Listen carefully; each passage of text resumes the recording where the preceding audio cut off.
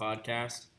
I'm going to show you a pretty extreme version of something I came across the other day because I wanted my title to be white, but the shot in which I was going to use it on had a lot of, it wasn't overexposed, but it had a lot of areas that the luminance was kind of high, and it made it hard to see the white lettering.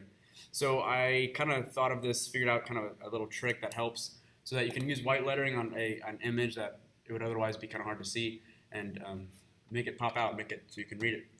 So I'm going to make a title. Obviously, you wouldn't put a white title on this shot, but it's just an extreme version. So sky. Okay, so if I were to put it down here in the clouds, just for the sake of the example, right? You can't see it very well, and if the shot's moving, it'd probably be even more difficult to see.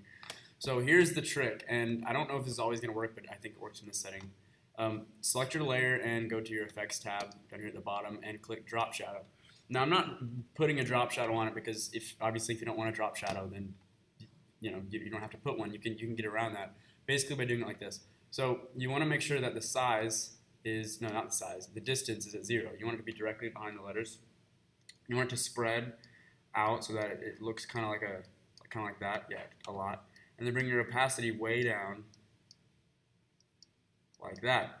And let's see. I think size might go up a little bit, and then the distance, the spread maybe a little bit more.